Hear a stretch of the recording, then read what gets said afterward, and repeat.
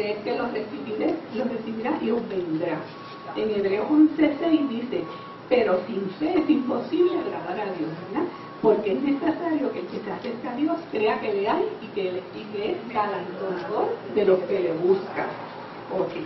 Pero entonces a veces nosotros mismos nos ha pasado, por lo menos a mí, que a veces uno dice, yo no tengo fe, y como que uno, ¿verdad? Y la fe a veces la confundimos con ansiedad, ¿verdad? Con fatiga, con desánimo, ¿verdad? Como que nos sentimos que no tenemos fe. Y muchas veces las personas nos dicen, ay, mira, una compañera de trabajo de mucho tiempo, de hace mucho tiempo, que siempre mantenemos relación, y ella me dice, mira, Alma, ahora, porque a mi hermano lo operan de cáncer mañana, y entonces yo sé que tú tienes fe, me dice ella a mí, y entonces pues yo le dije algo, ¿verdad?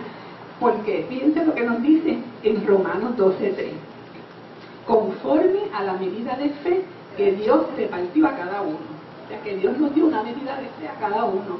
Yo no sé si fue una pizca o una cucharadita o una cucharada, pero Él nos dio una medida de fe. Y en Lucas, en Efesios 2:8 dice, por gracia sois salvos por la fe, y esto no de vosotros, pues es don de Dios. O sea, la fe es un regalo de Dios, un don de Dios. Y cuando alguien nos da a nosotros un regalo, ¿verdad? Alguien que apreciamos, nosotros cuidamos ese regalo con tanto, ¿verdad? Siempre me cuentamos bien poquito para que no se nos gaste, ¿verdad? Y así, o sea, tenemos este aprecio por los regalos que nos hacen. Pues imagínense ustedes, o sea, Dios nos ha regalado fe, nos ha dado el don de la fe, ¿verdad? Así que, ¿qué vamos a hacer? Tenemos que cuidar ese don de fe, ese regalo que Dios nos ha dado. ¿Y cómo cuidamos ese regalo? Dice en Romanos 10:17 que la fe es por el oír, y el oír de la palabra de Dios, ¿verdad? Así que, ¿cómo cuidamos la fe? Pues mira, buscando al Señor, haciendo esto que estamos haciendo, ¿verdad? Oyendo testimonios como el de Lourdes esta mañana. O sea, esa es la única forma de nosotros poder ¿verdad? Cuidar nuestra fe. Eso es bien importante. Si nosotros cogemos el periódico por la mañana, como yo sé de gente que está hora y media con el periódico leyendo todas las noticias en detalle, y después salimos y nos vamos y no leemos la Biblia. Mira, yo pienso que la fe lo que hace es, ¿verdad?, que se nos disminuye, se nos va a los pies. Pero si nosotros, en vez del periódico, y no que leer el periódico sea malo, sino que, ¿verdad?, tenemos que tener un balance. Ponemos la Biblia, leemos un salmo, leemos un milagro de Jesús. O sea, pues, ¿qué pasa? Nuestra fe aumenta. Si vamos en el carro y ponemos una emisora, ¿verdad?, secular, y empezamos a oír la música que hoy en día se escucha por... O sea, que a veces uno se pone a oír la letra de la música y uno se queda espantado de lo que se dice, ¿verdad? Pues en vez de eso ponemos música cristiana. Pues mira, nuestra fe se sigue fortaleciendo. Venimos a la iglesia, oímos los mensajes que nos dan aquí, ¿verdad?, de los pastores. Pues mira, nuestra fe crece. Y eso es bien importante. Si nosotros tenemos una máquina de ejercicio para hacer ejercicio, pero no la usamos, pues mira, no es nada de eso. Tenemos que usar de la fe. Y ese es unos puntitos que quería mencionar aquí. Dice que en la medida que afirmamos la fe, la circunstancia o problema pierde fuerza. Definitivamente, si nos concentramos en los problemas, ¿verdad?, pero si nos concentramos en la fe, ¿verdad?, en el Señor, pues el problema como que se achica un poquito.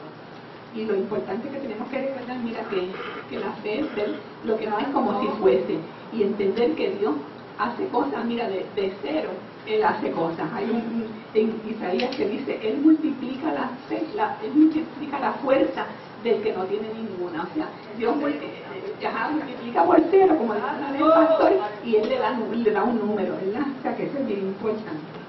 Pues ya decimos que el primer requisito es la fe, ¿verdad? El segundo requisito es la acción, la acción de esa fe.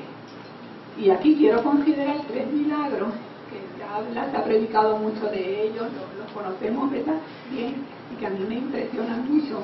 Y son, número 1, el milagro de la mujer del flujo de sangre.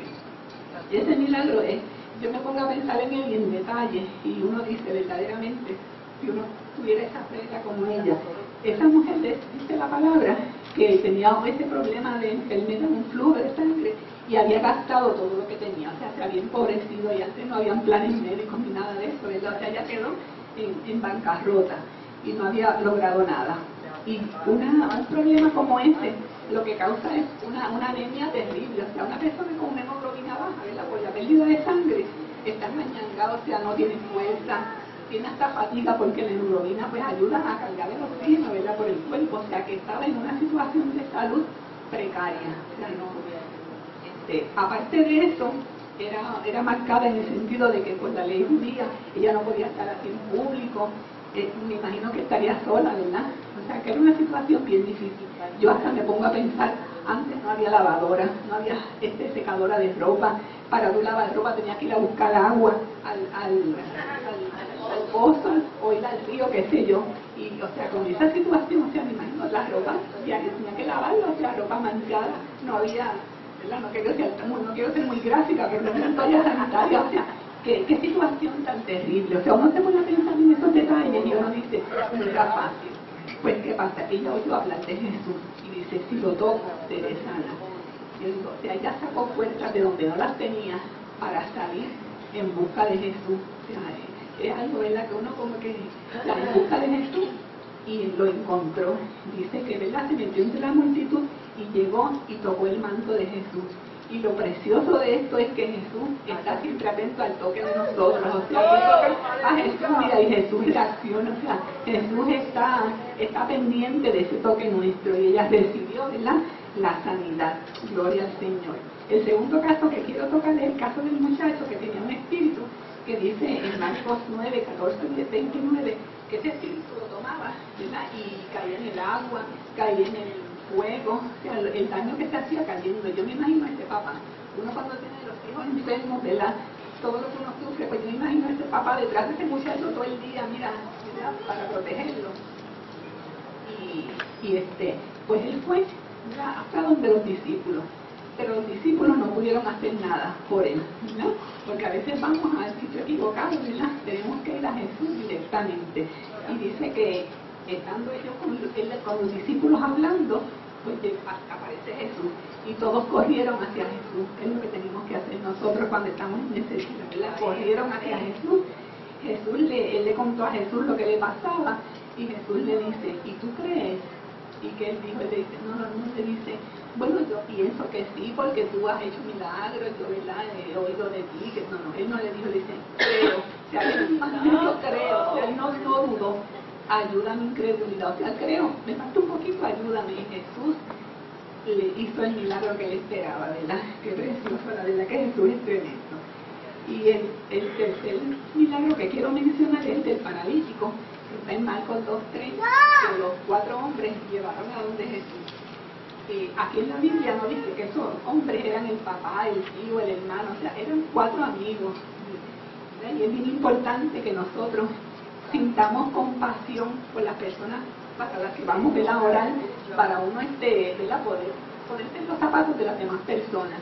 Yo digo, esos 4 hombres se pusieron de acuerdo, como dice la palabra, ¿verdad?, si 2 o más se pusieron de acuerdo sobre una cosa, mira, el Señor lo contesta, pues se pusieron de acuerdo de llevar a ese paralítico en esa camilla a donde Jesús. Y Jesús en ese día no estaba en un sitio abierto, estaba metido en una casa. Y aquello estaba, me imagino, abarrotado, o sea, que no había forma, ¿verdad?, de meterse. Y ellos se lo propusieron y accionaron hacia eso. O sea, cogieron, yo me imagino, o sea, 4 hombres con una camilla, hacer un bulto grande. No pudieron, así que se treparon. Esta fue tremenda maroma que hicieron ellos. O sea, treparse con una persona inválida, ¿verdad?, allá arriba a un techo, sin pensar en el dueño de la casa que lo vio rompiendo el techo, ¿verdad?, para bajar a este hombre. Así que hicieron ese roto, exponiéndose para que se le cayera el hombre. O sea, tantas cosas que, ¿verdad?, pero lo hicieron. Y dice que cuando ellos bajaron esa camilla, el Señor se quedó, wow. Él dice que vio la fe de ellos, o sea, el Señor vio la fe de esos hombres, ¿verdad? Yo digo, ver a Jesús, la fe nuestra, ¿verdad? Tenemos que pensar en eso. Y si notamos en estos tres milagros, en todo llegó un momento de crisis, había una crisis. O sea, a veces, ¿verdad?, para recibir un milagro llegamos a un momento que es crisis, que ya no, como que no le vemos salida, pues una enfermedad incurable, un caso en corte que llega sin saber, ¿verdad?, no tenemos, y llega ese momento de crisis. Pero el que llegue la crisis no significa que Dios nos haya dejado, ¿verdad?, porque dice Dios, dice en la palabra, que Él estará con nosotros todos los días hasta el fin del mundo. O sea, el hecho de que nosotros estemos en una crisis, ¿verdad?, no significa que Dios nos ha abandonado. Él está con nosotros porque también en la palabra dice En Juan 16:33